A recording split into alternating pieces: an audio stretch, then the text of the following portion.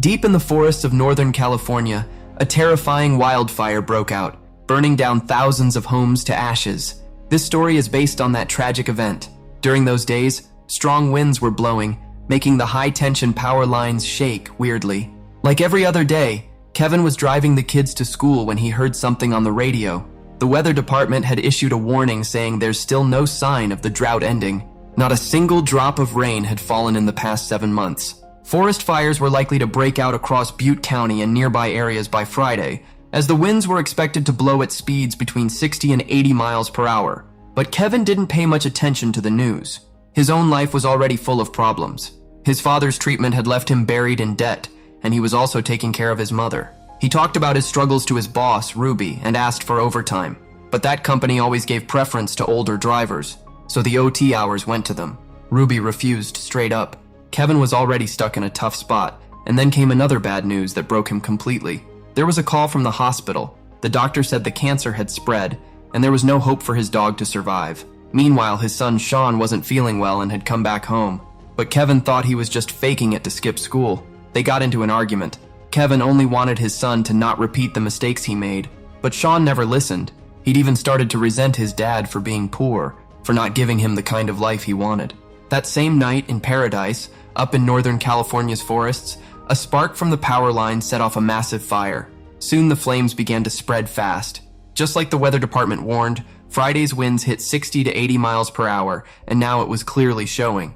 Anyway, when Kevin reached work, his boss told him to drop the kids off and then get his bus, number 963, serviced. Kevin agreed and went out on duty. A little while later, people started calling the fire department to report fires. There was a report of flames breaking out near Pulga Bridge on Highway 70. That info was immediately sent to Fire Station 36 at Jarbo Gap, about 8 miles east of Paradise. The firefighters dropped their breakfast and rushed to the scene. They got there as fast as they could, but the fire had started in a spot that was really hard to reach. Still, the captain didn't back down and decided to go in through a rough dirt trail. Meanwhile, the fire was getting bigger and stronger by the minute.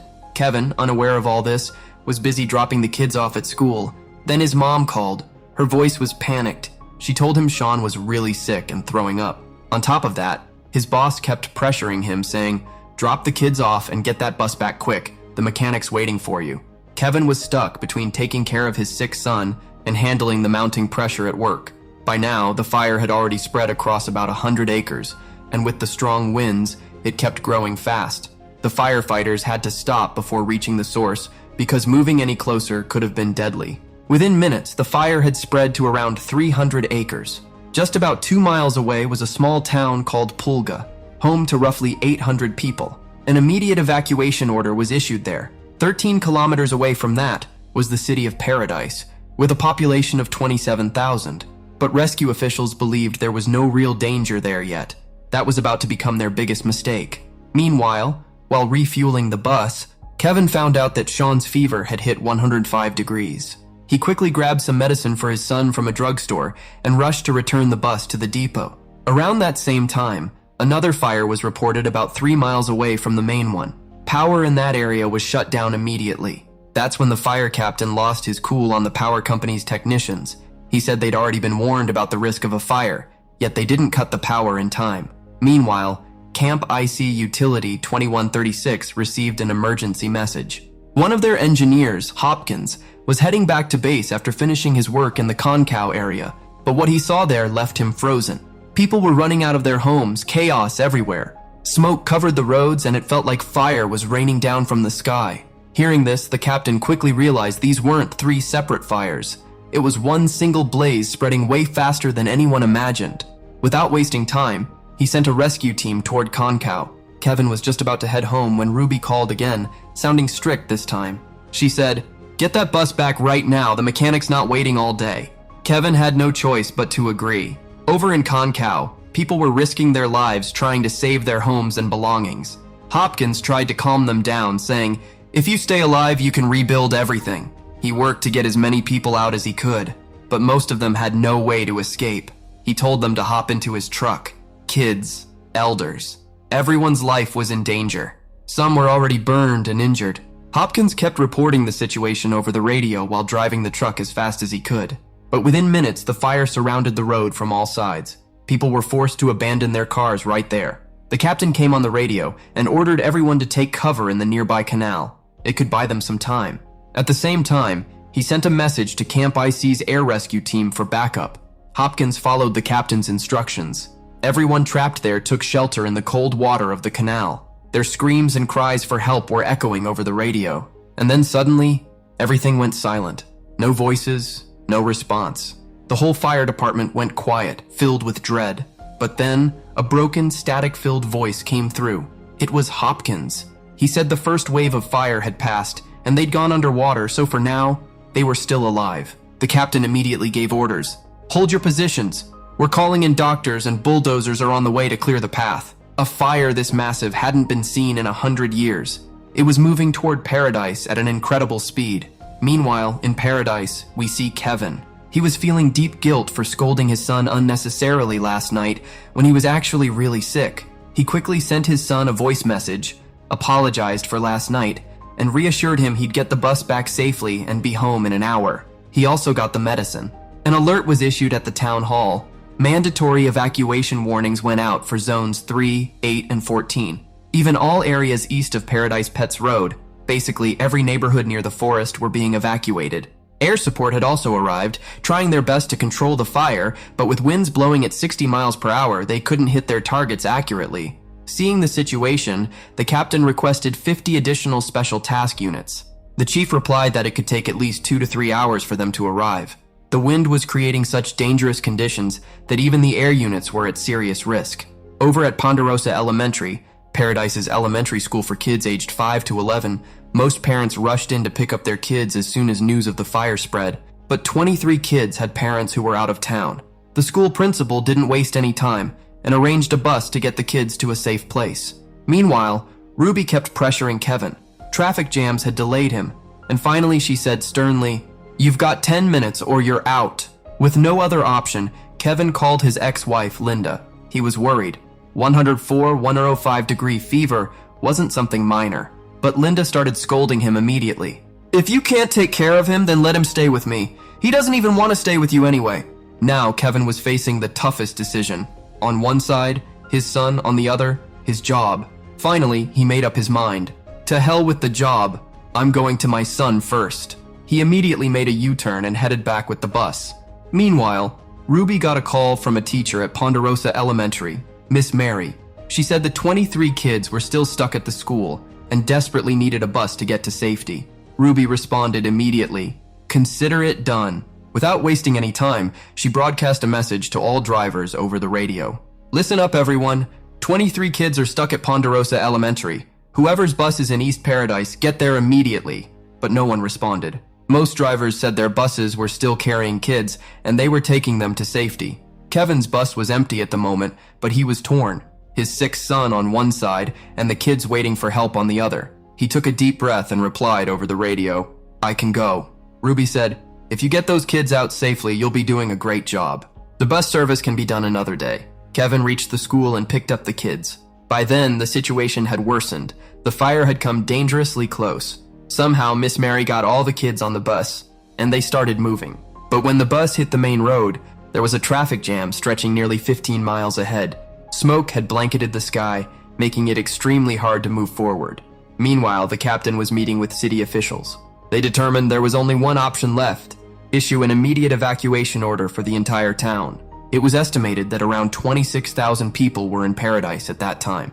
Getting that many people out at once was going to be nearly impossible. The roads were already completely jammed. At the same time, radio communications went down. By then, all the buses from Ruby's depot had reached their destinations, except one, bus number 963. There was no contact with it.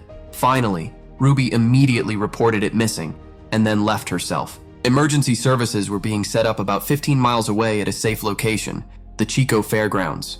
People stuck in traffic were trying to get there. Seeing the fire spreading so fast toward him, Kevin broke all the rules. He drove the bus at high speed, and Miss Mary scolded him.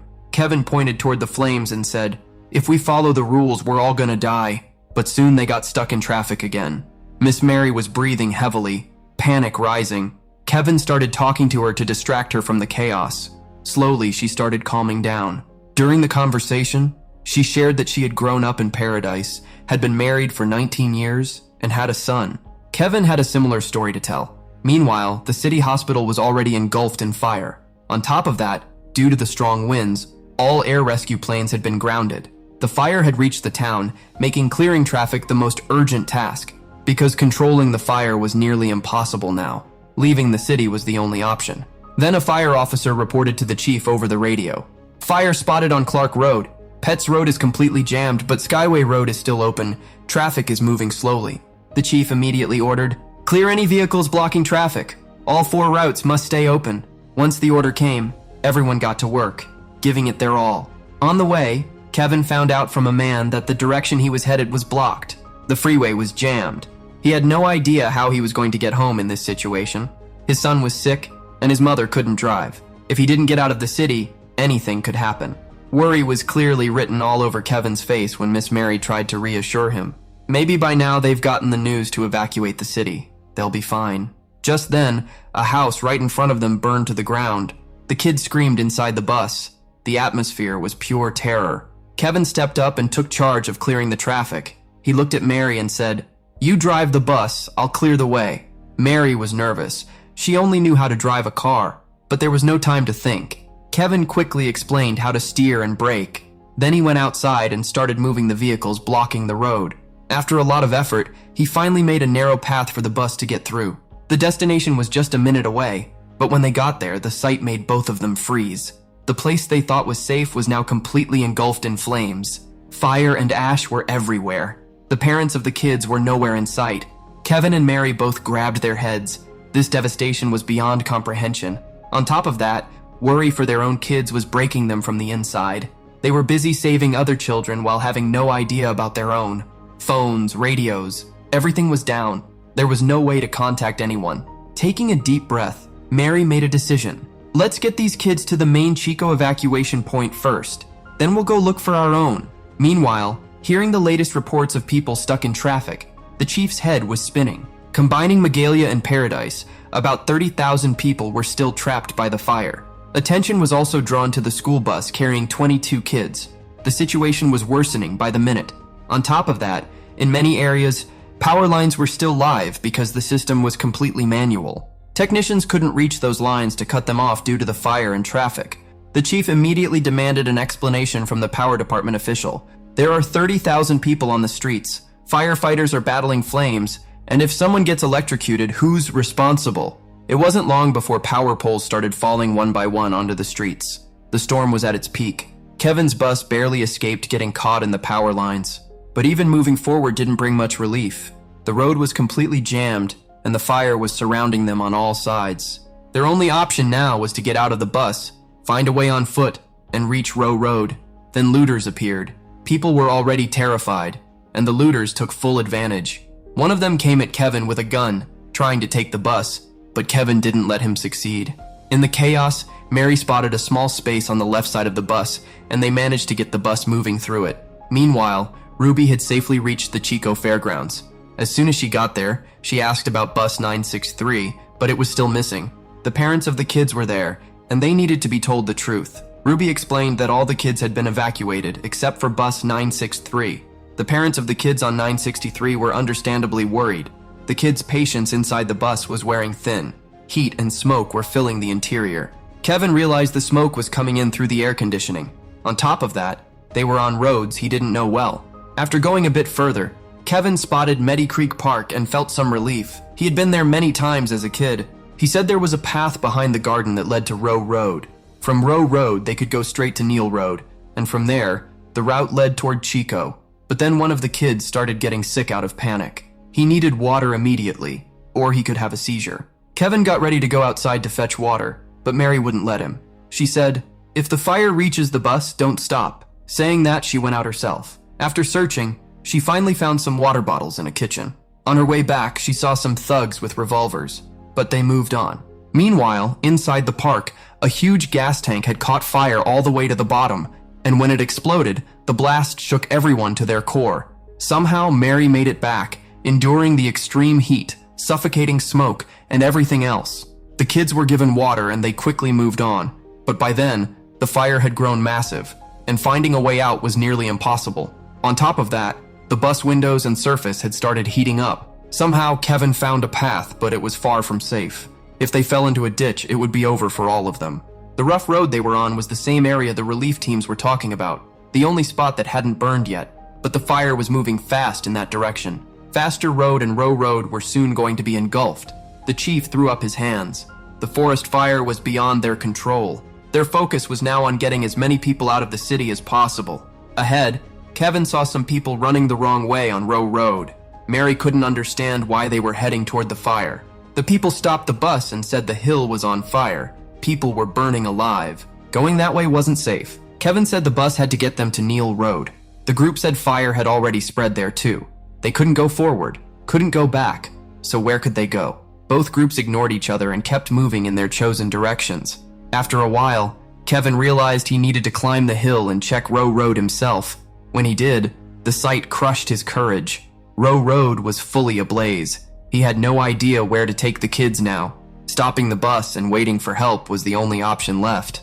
Miss Mary started crying, seeing the end so close. Moments later, smoke began filling the bus rapidly. Kevin quickly made temporary masks for the kids from his clothes, soaking them in water and having the kids cover their faces. He also shut off the air conditioning vents. Mary kept the kids away from the windows. By now, the surface of the bus had started heating up too. At that moment, a little girl asked Kevin, "Is it nighttime already?" Kevin said, "No, it's the smoke blocking the sunlight from getting to us." They'd been waiting for over half an hour, but no help had come. Meanwhile, Mary shared something about herself. She said she had never left paradise before because she always felt safe here, but now she realized that was her biggest illusion. Disaster can strike anywhere, to anyone. She decided that if she survived, she would take her husband on an international trip. Kevin shared his story too. He had spent his life trying to escape paradise, but fate had brought him back here. Mary asked why he had run away from paradise in the first place. That was 28 years ago, when Kevin was just 16. He didn't get along with his father. They fought constantly, mostly because Kevin never finished any work he started. One evening, an argument escalated. Kevin walked away, and his father said, "Why don't you just die?" Those words hit him hard. Right then, he left home and never returned out of pride. Over the years, his life fell apart. His pride kept him from speaking to his father for 28 years. When his father fell ill, his mother called him back to paradise.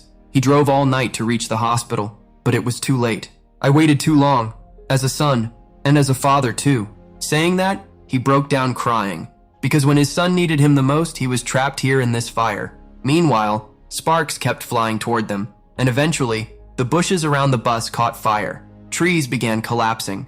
As a result, they were forced to drive through the flames. From that point on, Kevin never looked back. Facing every challenge, they finally made it out. Meanwhile, the parents of the kids on bus 963 were in utter distress. No one had any hope left. So when bus 963 appeared ahead, everyone's faces lit up with relief. Mary thanked Kevin for everything, and Ruby was proud of her driver too. Mary also got her son back here, but there was no news of Kevin's family. He started searching for them all over the camp. He found his mother at one spot. She had been brought here safely by their neighbor in a car. As for Sean, his mother had taken him. He was safe too. But one thing Kevin's mother did say, Sean is happiest when he's with his mom. "Son, let him go. This is the right thing for all of us." Kevin accepted it as his fate. The next day, he went to check the condition of his house.